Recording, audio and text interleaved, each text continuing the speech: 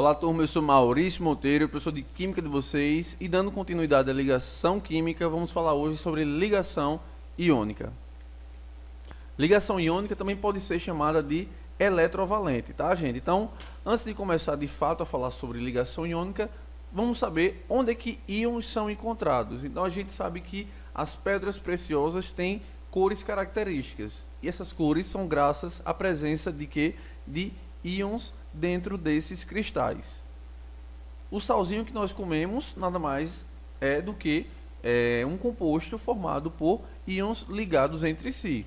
Vamos falar bem direitinho sobre esse sal, que eu já vou adiantar, é o NaCl, tá? Você já conhece mesmo, então já está adiantado. E aí temos também íons dissolvidos na água de coco que nós tomamos como isotônico natural, certo? Então vamos lá, definição de ligação iônica ou eletrovalente, gente. Então tá aí a definição para vocês. Esta ligação ocorre devido à atração eletrostática entre íons de cargas opostas. É aquele ditado, né? Os opostos se atraem. Então, positivo vai atrair negativo. Então, a ligação iônica ocorre entre átomos que apresentam tendência de perder elétrons. No caso, os metais, e o outro com a tendência de ganhar elétrons, que são os ametais. Para quem não lembra muito dessa definição do que é metal, ametal, faz o seguinte, revise lá na aulinha de tabela periódica e na aula anterior a essa, que foi regra do octeto.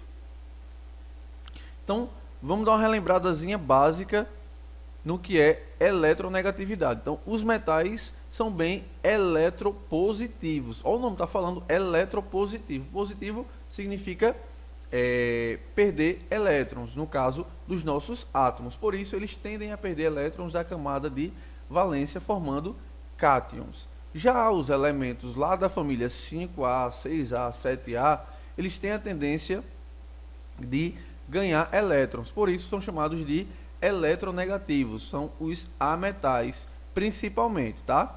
Por isso eles tendem a perder os seus elétrons, como eu já falei, formando o que? Ânions.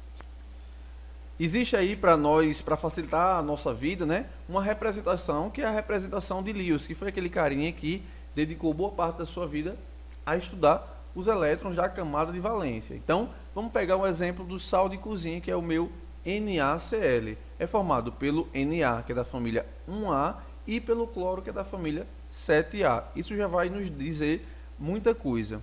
Agora vamos ver a sua representação. Essa ainda não é a sua representação, tá? Só um esqueminha que eu estou montando. Na, família 1A, perde um elétron, ficando o quê? Positivo. E o Cl, família 7A, ganha um elétron, ficando Cl-, com um elétron a mais. Os dois completaram o que, gente? Porque eles se ligaram, porque eles buscam estabilidade elétrica, como tudo na natureza está em busca de estabilidade, e aí estabeleceram a ligação iônica, onde o Na perde um elétron e o cloro ganha esse elétron perdido pelo sódio, tá? Que é o Na. Portanto, eles ficam ligados de que maneira? Ligação iônica. Através da representação de Lewis, nós fazemos o que? Escrevemos os símbolos dos elementos químicos, e em torno do símbolo do elemento químico nós colocamos os elétrons da camada de valência. Então, Na com seu elétronzinho, mais o Cl com seus 7 elétrons, e aí eu tenho, depois que ocorre que é estabelecida a ligação química, o Na entre colchete com a sua carga na parte de cima, mais Cl com um elétron já que veio do sódio, né, formando a sua camada de valência completa com 8 elétrons, fecha colchete com um menos em cima, tipo um expoentezinho, tá? Esse menos indica que ele teve o ganho de um elétron, certo? Essa aí foi a notação de Lewis, ou a representação de Lewis para a ligação iônica.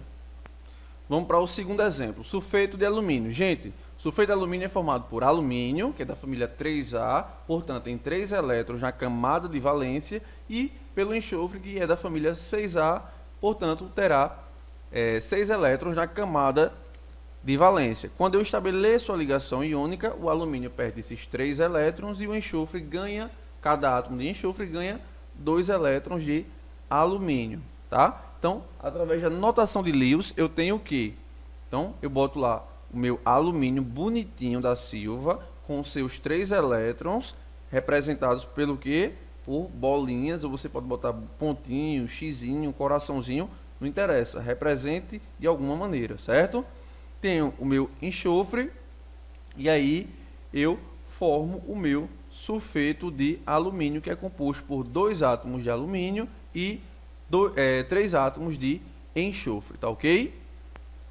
Formulação de compostos iônicos. Gente, para você não perder muito tempo na resolução de questões dessa natureza, eu trouxe aí uma regrinha, né, um macete, enfim, chame do que você quiser. Então, formulação de compostos iônicos. Primeira coisa que você tem que fazer é encontrar a carga de cada íon estável. Segunda coisa é seguir a regra do X. Isso mesmo, regra do X. Você vai entender agora.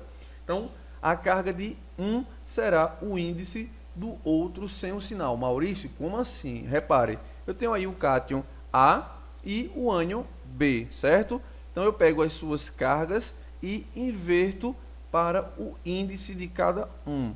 Então, vamos ver no exemplo o que isso quer dizer. Tenho aí o NaCl, que é o meu sal de cozinha, formado pelo Na mais e o Cl menos. Tenho o meu cátion e tenho o meu ânion. Primeiro eu escrevo o cátion sempre, depois o ânion, tá ok? Então, o que acontece?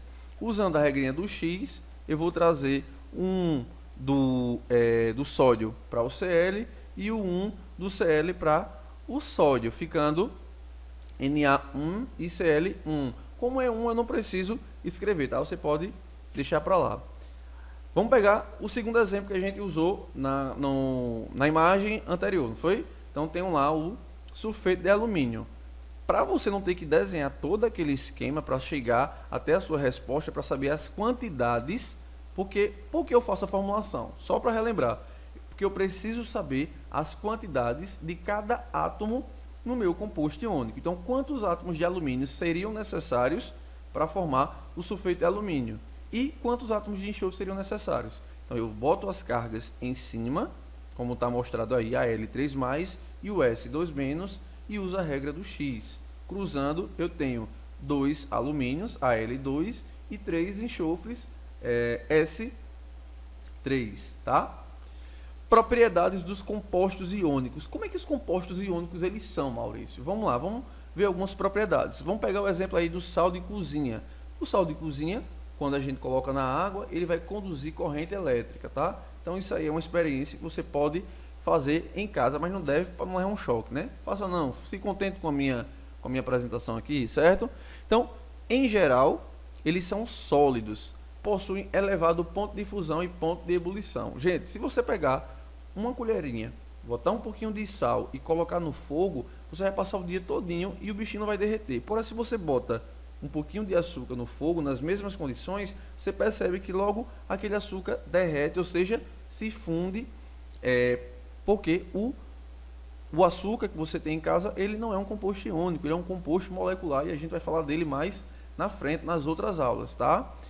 São solúveis em quê? Em solventes polares, como a água, que é o solvente universal. Conduz corrente elétrica na fase líquida, ou seja, fundida, ou em solução, como está no nosso esqueminha aí, mas não na fase sólida. Por que isso acontece, Maurício? Porque tanto na fase líquida quanto na fase aquosa, olha aí o esqueminha dentro do recipiente com água, os íons estão separados. Se os íons estão separados, há condução de corrente elétrica.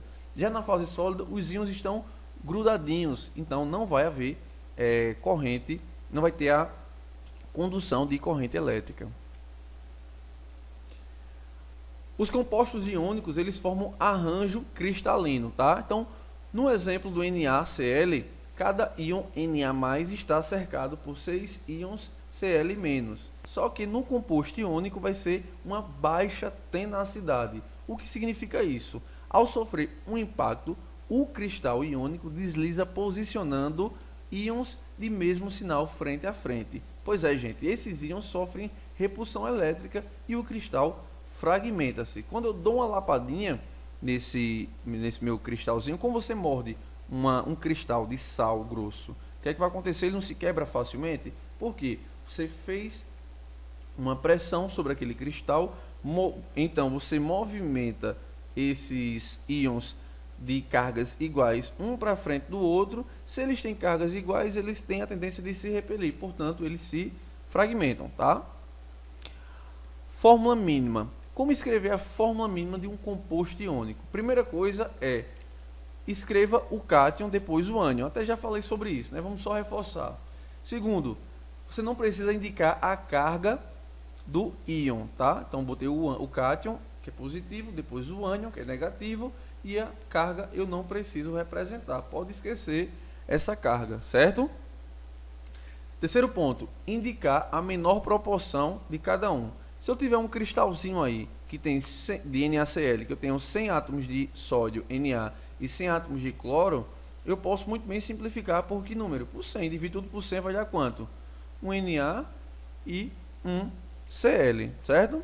Quarto ponto, o índice ele é escrito à direita e abaixo do elemento químico, certo? Então, fica bonitinho aí o NaCl. Hidretos metálicos. A gente falou na definição que ligação iônica só vai ocorrer entre quem? Metais e ametais. Só que nós temos um caso particular, e aí eu fiz questão de chamar a atenção para vocês, que são os hidretos metálicos. Como acontece, gente? Então tem aí o H, que é o hidrogênio, e o sódio.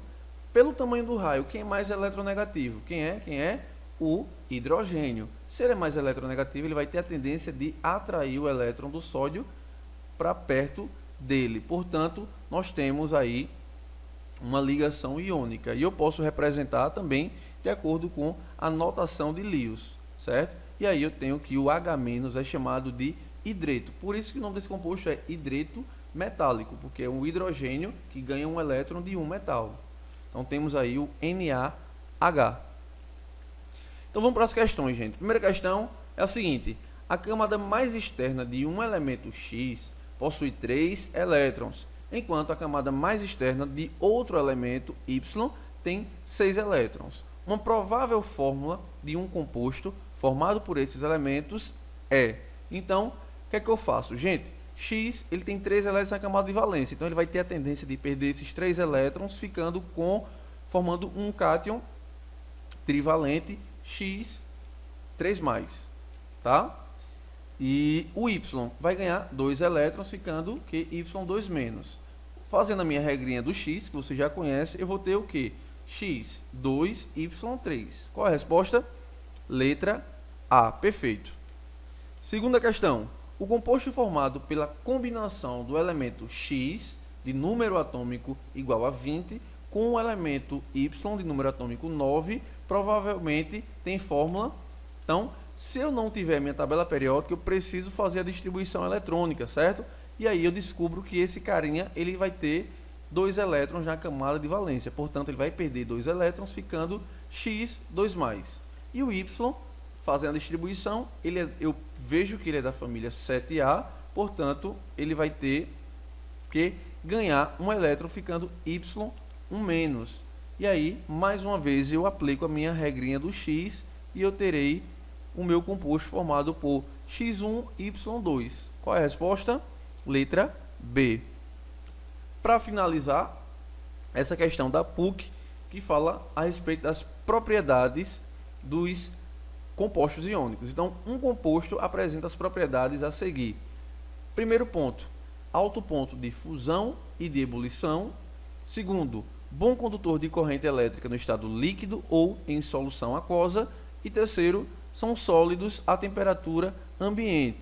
Esse composto deve ser formado pelos seguintes elementos. Então, eu analiso todos os elementos e encontro aquele